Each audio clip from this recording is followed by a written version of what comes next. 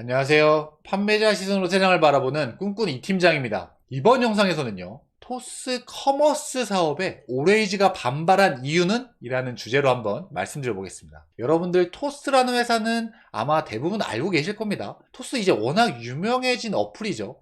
이 토스는요, 처음에 이제 뭐 송금을 편하게 하는 어떤 그런 어플로 시작을 했다가 토스 뱅크, 토스 증권, 토스 페이 정말 많은 분야에 확장을 하고 있죠. 그런데 이제는 토스가 커머스 분야, 아니 이런 판매, 온라인 판매도 나도 한번 해보고 싶은데, 온라인 판매 중개 한번 해보고 싶은데 라고 하면서 이 커머스 사업에 지금 들어가 있습니다. 그런데요, 이 토스 커머스 사업을 하는데 오레이즈, 공동구매 앱인 오레이즈가 반발했어요.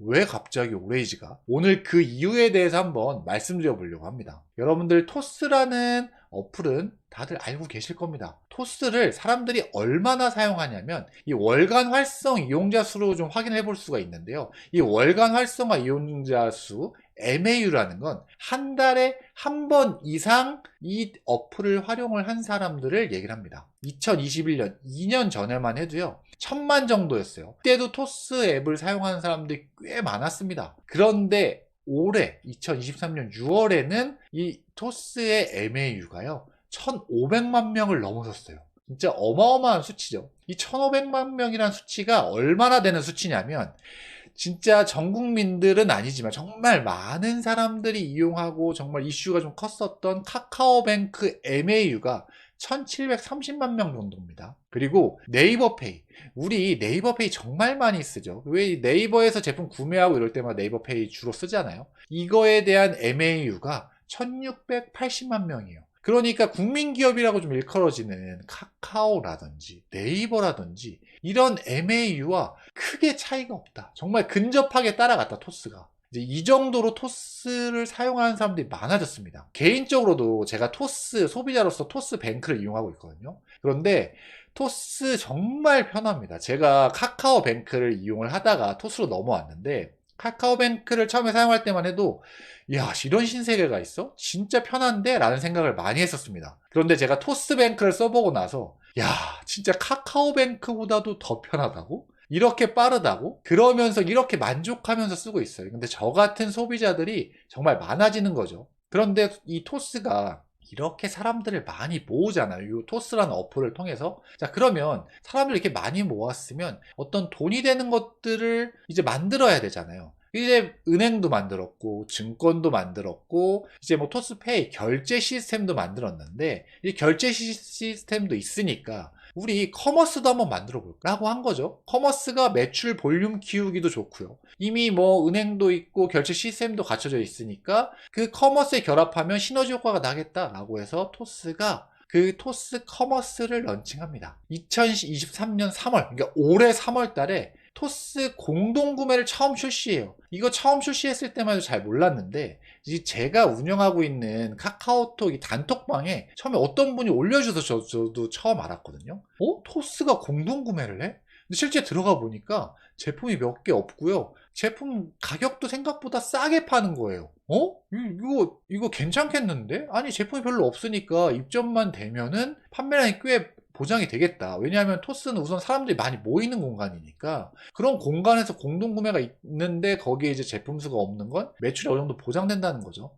그래서 그때 막 입점을 해보시라 막 제가 주변에 추천을 드렸어요. 가능하다면. 이제 메일로 입점을 받았었기 때문에 그 당시에 이제 들어가셨던 분들은 꽤 많은 효과를 봤습니다. 근데 지금 이제 제품 수가 좀 많이 늘어나서 예전보다는 그런 효과는 없지만 어쨌든요. 그래서 토스가 올해 3월 달에 공동구매 커머스를 출시를 했고, 이제 7월 달에는 정관에다 통신 판매업을 추가를 합니다. 그리고 이번 달 9월 달에는 판매자 시스템을 아예 런칭을 했어요. 이런 식으로 토스 커머스는 이제 실제 커머스를 제대로 하려고 착 준비를 하고 있습니다. 그런데요, 이런 토스 커머스에 왜 오레이즈가 태클을 걸었을까요? 오레이즈는 어떤 회사일까요? 우선은 오레이즈는요, 아시는 분들은 아시겠지만 2021년 2년 전에 정식으로 출시한 공동구매 어플이에요. 그런데 이 공동구매 어플인데 요게 빠르게 성장하다 보니까 지금까지 누적 투자 유치 규모가 869억이나 됩니다. 얼마 전에 600억대 투자를 받았죠.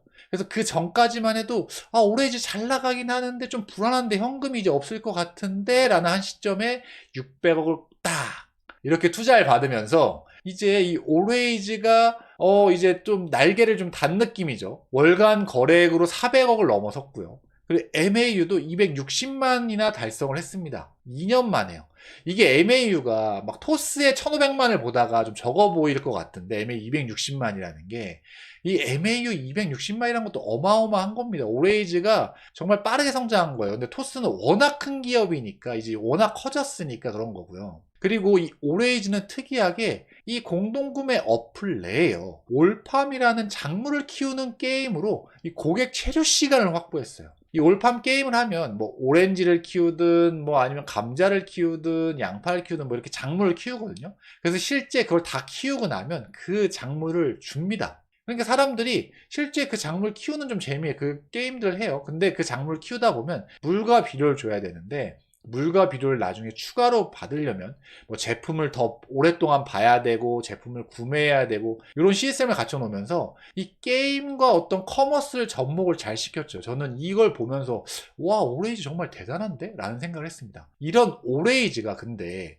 왜 토스 커머스에 태클을 걸었냐면요. 토스가 얼마 전에 설문을 냈어요. 그런데 토스 공동구매에서 설문을 냈는데 오레이즈의 사용 경험을 물은 겁니다. 오레이즈 앱을 이용 얼마나 하고 계세요? 이게 오레이즈에서 물은 게 아니고요. 토스의 사용자한테 이 오레이즈 사용자 경험을 물은 거예요. 오레이즈 앱은 얼마나 자주 이용하는데요? 오레이즈 앱에서 주로 이용하는 기능은 뭐예요? 이게 토스의 사용자한테 이걸 물은 거예요. 그러니까 오레이즈 입장에서는 기분이 나쁠 수밖에 없죠. 아니, 너무 대놓고 이렇게 나의 사용자 경험을 묻는 거 아니야?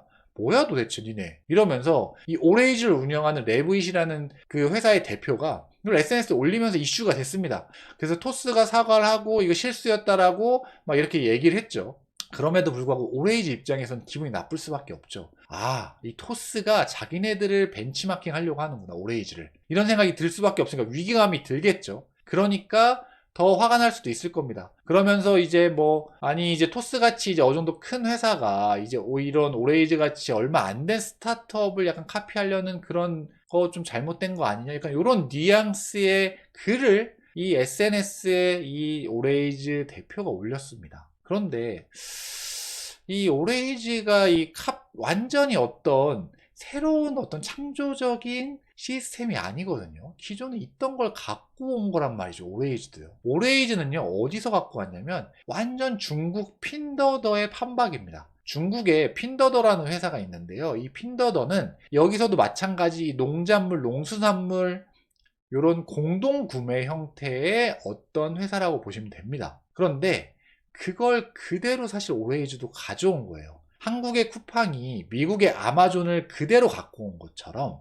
이 한국의 오레이즈가요, 중국 핀더더의 그 시스템이나 그런 것들을 그대로 사실 갖고 왔습니다. 심지어 제가 우와 이거 진짜 기발한데? 라고 했었던 이 오레이즈 내에 있는 게임 올팜도요, 중국 핀더더의 과일나무 게임을 그대로 가지고 온 겁니다. 그러니까 사실 이 오레이즈가 어떤 세상에도 아무것도 없었던 새로운 시스템이 아니었던 거죠. 우리 공동구매라는 건 워낙 익숙했던 시스템이잖아요. 한국 내에서는. 예전에 소셜 3사가 그랬었고요. 그리고 톡딜 같은 경우도 그렇고 아니면 네이버의 지금 원뿔딜도 그렇고 다 공동구매 형태잖아요. 그러다 보니까 아니 이게 뭔가 특별한 게 아닌데 뭔가 어떤 특별한 오레이즈만의 이런 창조적인 게 아닌데 그걸 따라한다고 약간 좀 뭐라 하는 게 조금은 제가 입장에서는 좀 과하지 않나라는 생각이 들더라고요. 저는 어떤 카피하는 거를 사실 옹호한다기보다 이게 사실 법적으로 보장된 특허, 상표권 이런 것들은 당연히 지켜줘야 되는 게 맞습니다. 근데 그 외의 것들 있잖아요. 그러니까 저는 세상 아래 새로운 하늘 아래 이렇게 새로운 것은 없다라고 생각을 합니다. 완전 새로운 건요. 우리가 새롭다고 생각하는 것도 내가 언젠가 어디 책에서 봤거나 아니면 온라인 인터넷에서 봤거나 어디서 본 것들의 그런 집합체라고 보시면 될 거예요. 아무것도 그런 정보가 없는 상태에서 어떤 그런 창조적인 것들이 나올 수가 없거든요.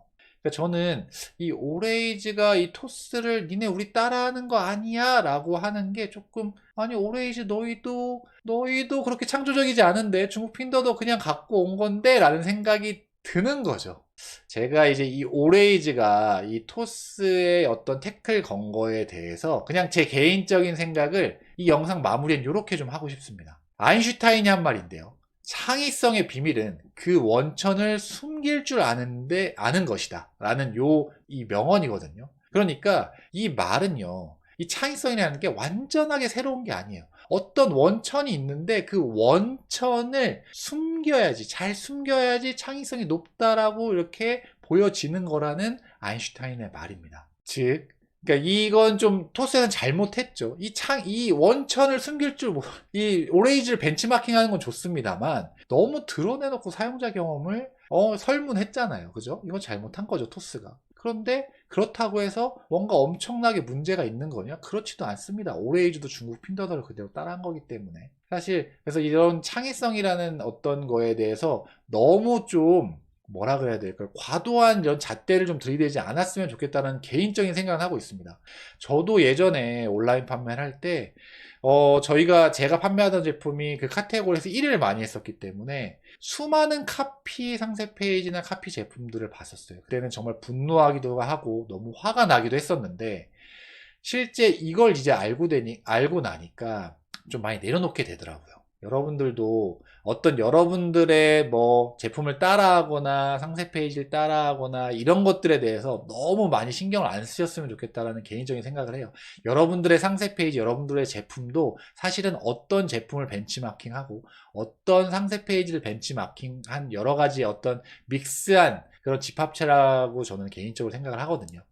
근데 오늘은요, 제가 이 토스 커머스 사업에 오레이즈가 반발한 이유는? 이라는 주제로 한번 말씀드려 봤고요. 오늘 제 영상이 도움이 되셨다면 좋아요랑 구독, 그리고 댓글까지 달아주시면 제가 이 채널 유지하는 데 정말 큰 도움이 됩니다. 다음번에는 더 좋은 영상으로 찾아뵐 수 있도록 하겠습니다. 이상 꿈꾸는 이팀장이었습니다. 감사합니다.